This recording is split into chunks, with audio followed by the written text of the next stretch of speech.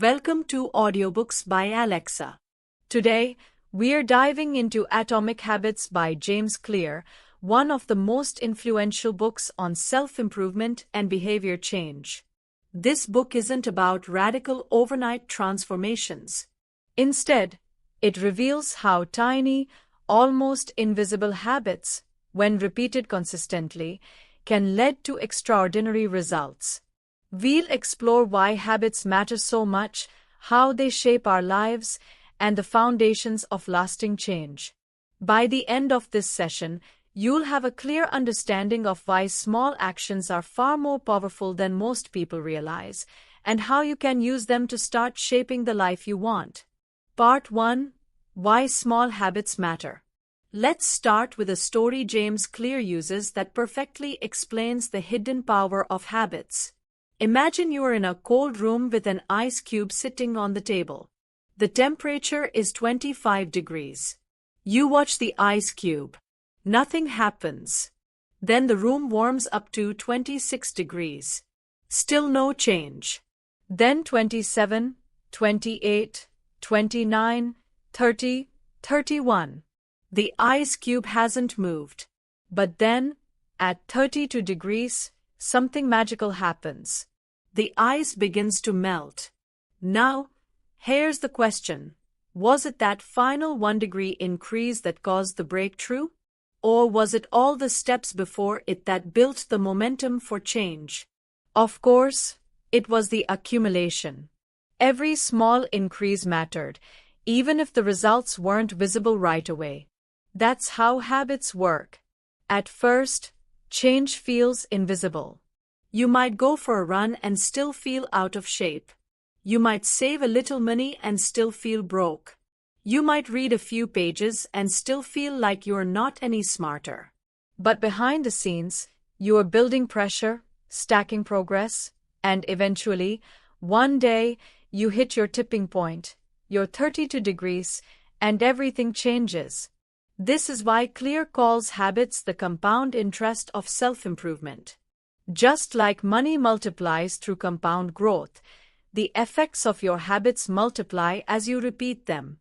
Small choices may not seem like much today, but over weeks, months, and years, they create the difference between who you are now and who you could become. It's easy to underestimate habits because their effects are delayed. Skipping the gym once doesn't make you unhealthy. Eating a donut today doesn't make you overweight. Reading one page doesn't make you a genius. But these small decisions, compounded over time, either work for you or against you. Think of two planes leaving Los Angeles for New York. If one plane shifts its path by just a few degrees south, it doesn't seem like much in the beginning. But after hours of flying, that plane will end up in Washington, D.C., instead of New York. A tiny shift in direction creates a completely different destination. That's exactly how habits work. Part 2: Goals versus Systems. We often think success comes from setting ambitious goals. But James Clear flips this idea upside down. Goals are good for setting direction, but systems are best for making progress. Here's why. Almost everyone sets goals. Athletes want to win championships. Entrepreneurs want to grow their businesses. Students want to get good grades. The winners and losers often have the same goals. So why do some succeed while others fail? The difference is not the goal. The difference is the system. Think of a gardener. The goal might be to grow tomatoes, but the system is about planting seeds, watering soil, providing sunlight, and pulling weeds. If the system is healthy, the results follow naturally. If the system is neglected, the results are poor, no matter how much you want tomatoes. This is why Clear argues that you don't rise to the level of your goals, you fall to the level of your systems. For example, imagine two people trying to write a book. Both have the goal of finishing a manuscript. But one creates a system of writing 500 words every morning at 7 a.m. The other waits for inspiration to strike. Who's more likely to succeed? Of course, the person with the system. So instead of obsessing about outcomes like, I want to lose 20 pounds, or I want to earn more money, shift your focus to the process, the daily habits, routines, and environment that make those outcomes inevitable. Part 3: Identity-Based Habits. Now we come to one of the most powerful ideas in the entire book: the link between habits and identity. Most people try to change habits by focusing on outcomes. They say things like, I want to lose weight, or I want to quit smoking, or I want to become rich. But outcomes are the surface level of change. The deeper level is process, the routines and habits that lead to those outcomes. And the deepest level of all is identity, who you believe you are. Clear explains it like this: behavior that doesn't match your identity won't last. If you see yourself as someone who hates exercise, forcing yourself to the gym will always feel like a battle. If you see yourself as a smoker trying to quit, cigarettes will still feel like part of who you are. But if you shift your identity, if you start to believe, I am an athlete, or I am a healthy person, or I don't smoke, then the behavior flows naturally. Every action you take is a vote for the type of person you want to become. For example, if you write one sentence, you cast a vote for being a writer. If you practice piano for 5 minutes, you cast a vote for being a musician. If you make your bed, you cast a vote for being a tidy person. Of course, one vote doesn't make you that person instantly. But the more votes you cast, the stronger your identity becomes. Over time, your habits and your identity reinforce each other, creating a cycle of growth.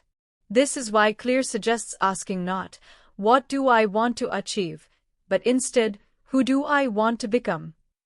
When your habits are aligned with your identity, change becomes not just possible, but natural. Part 4: The 4 Laws of Behavior Change. Now let's get practical. James Clear introduces a simple framework for building good habits and breaking bad ones: the 4 Laws of Behavior Change. These laws turn vague ideas about willpower into concrete strategies anyone can use. The 4 laws are: make it obvious, make it attractive, make it easy, make it satisfying. Let's go through each one. Law 1: make it obvious. Every habit begins with a cue. If you don't notice the cue, you won't take action. For example, if you see cookies on the counter, you'll probably eat them. If your phone buzzes, you'll check it. To build good habits, you need to make the cues obvious. Want to drink more water? Keep a water bottle on your desk. Want to take vitamins? Put them right next to your coffee machine so you'll see them every morning. Clear also recommends habit stacking, attaching a new habit to an old one. For example, after I brush my teeth, I will floss one tooth. After I pour my morning coffee, I will write down one thing I'm grateful for. After I put my shoes by the door, I will stretch for 30 seconds.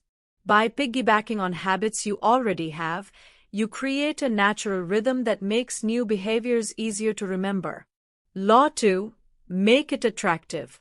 We are far more likely to repeat behaviors that feel rewarding. This is why we eat sugary snacks. They taste good. It's why we scroll social media. It's entertaining. To build better habits, we need to make them appealing.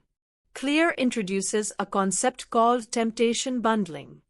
This means linking something you want to do with something you need to do.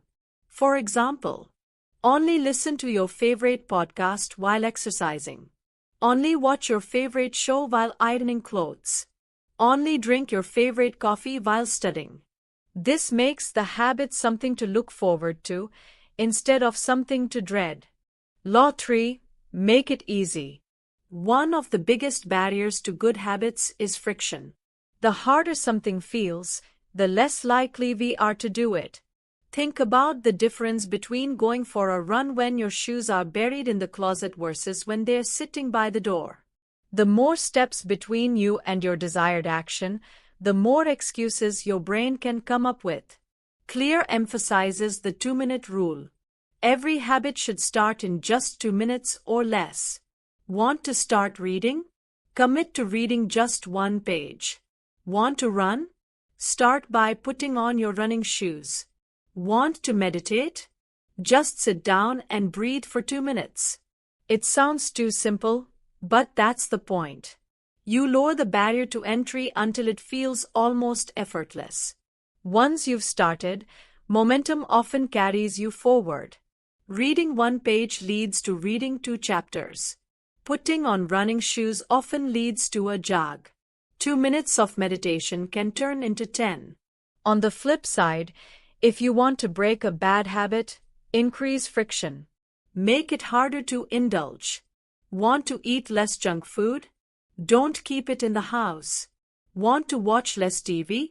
Unplug it or hide the remote. Want to cut down on social media? Delete the app from your phone. Habits thrive when they're easy, and they wither when they're hard. Law 4. Make it satisfying. Humans are wired for instant gratification. That's why it's so easy to develop bad habits like smoking, overeating, or scrolling endlessly online. They deliver immediate pleasure, even if they cause long-term harm. Good habits, on the other hand, often have delayed rewards. Exercise makes you healthier weeks later, not immediately. Saving money pays off months or years down the line. Eating vegetables benefits you in the long run, not the moment you chew them. So, how do we bridge this gap? By making good habits feel satisfying right away. Clear suggests habit tracking. Marking an X on the calendar after a workout, or checking off a box after completing your routine, provides a small burst of satisfaction. It feels rewarding to see progress visually. Another approach is immediate reinforcement. For example, only allow yourself to watch your favorite show after completing your workout. Put a small amount of money in a fun jar every time you stick to a habit, then spend it guilt-free later. Celebrate small wins with a smile, a fist pump, or simply acknowledging your effort. And when it comes to breaking bad habits, reverse the strategy. Make them unsatisfying. Create accountability. Tell a friend about your goal, or use a habit contract where you lose money if you don't follow through. Pain can be a powerful teacher when applied the right way. The lesson here: good habits stick when they feel good now, not just later. Environment shapes behavior. One of the most underrated forces in shaping habits is our environment. Think about this. You probably don't eat because you're hungry, but because food is visible and available. You don't check your phone because you plan to, but because you heard a buzz. You don't binge TV because you love every show, but because Netflix autoplays the next episode. Your environment silently nudges your behavior all the time. That's why Clear emphasizes: don't rely on willpower. Rely on environment design. If you want to practice guitar more, put it on a stand in the living room. If you want to stop drinking soda, don't buy it in the first place. If you want to eat healthier, prep cut fruit and place it in a clear container at eye level in the fridge. Even hospitals have used this principle. In one study, simply placing bottled water at eye level in cafeterias and soda lower down caused water sales to skyrocket. People didn't need willpower, they just followed the path of least resistance. Your environment is always shaping you. The question is, are you designing it intentionally or letting it control you by default? The role of social influence. Habits aren't just shaped by our physical environment, they're also shaped by our social environment. We are wired to imitate 3 groups: the close, family, and friends. The many, the tribe or community around us. The powerful, people we admire or look up to. This explains why we often pick up habits of the people around us, sometimes without realizing it. If you want to pick up better habits, join groups where your desired behavior is the norm. Want to exercise? Join a running club. Want to read more? Join a book club. Want to build a business? Network with entrepreneurs. When being fit, being a reader, or being ambitious is normal in your group, you're more likely to adopt those habits, too. On the flip side, if your friends always drink, skip workouts, or complain about money, it's harder to go against the grain. We all want to fit in, so choose carefully the tribes you belong to. Staying motivated. The Goldilocks rule. Even with the best systems, habits can get boring. Repetition can feel dull. So how do you stay motivated over the long term? Clear introduces the Goldilocks rule. Humans are most motivated when working on tasks that are right on the edge of their current abilities, not too easy, not too hard, but just right. If something is too easy, we get bored. If it's too hard, we get discouraged. But if it's slightly challenging, just enough to stretch us, it becomes engaging. Think of a gamer. They don't want levels that are impossible, but they also don't want levels that are trivial. The sweet spot keeps them hooked. The same applies to habits. If you're learning guitar, don't start with the hardest solo, but also don't stay stuck on nursery rhymes. If you're exercising, don't push yourself to exhaustion every time, but also don't just stroll casually if your body is capable of more. Challenge yourself in small increments. That's how growth becomes enjoyable, not overwhelming. Habit tracking and never miss twice. One of the most practical tools Clear recommends is habit tracking. A simple check mark on a calendar or a note in a journal can keep you consistent. The visual progress is motivating, and it builds a streak you don't want to break. But what if you do slip up? That's normal. Life happens. The rule is simple: never miss twice. Missing once is a mistake. Missing twice is the start of a new habit, the bad kind. For example, missing one workout won't ruin your fitness, but skipping 2 in a row starts a pattern. Eating one unhealthy meal won't ruin your health, but making it a daily thing will. The key isn't perfection. The key is consistency. Advanced insights. Success is about consistency, not intensity. One of the biggest takeaways from Atomic Habits is that success is not about intensity, it's about consistency. Anyone can push hard for a week. Anyone can eat clean for a few days, study intensely for a weekend, or grind at work for a short burst. But real transformation happens when you show up consistently, even when it's boring, even when it's not glamorous. Clear writes, "You do not rise to the level of your goals. You fall to the level of your systems." Systems are about showing up day after day, building identity, and letting compounding do its work. Another advanced tactic he recommends is reframing. Instead of saying, "I have to exercise," reframe it as, "I get to exercise. I get to move my body and improve my health." Instead of, "I have to cook," say, "I get to nourish myself and my family." Small shifts in language create big shifts in attitude. And attitude drives behavior. Key takeaways from Atomic Habits. Let's pull everything together. Habits are the compound interest of self-improvement. Small changes, repeated over time, shape your destiny. Goals give direction, but systems create progress. Identity-based habits last longer than outcome-based ones. Use the 4 laws. Make it obvious, attractive, easy, and satisfying. Shape your environment so good habits are easy, bad ones are hard. Surround yourself with people who embody the habits you want. Stay in the Goldilocks zone to remain motivated. Track your habits and never miss twice. Success is not about intensity, but consistency. Outro. Thank you for listening to Summary of Atomic Habits by James Clear, here on Audiobooks by Alexa. This book is not about quick fixes. It's about designing a life where good habits are easy, natural, and inevitable, and bad habits fade away. It's about small steps, consistently repeated, that compound into massive transformation.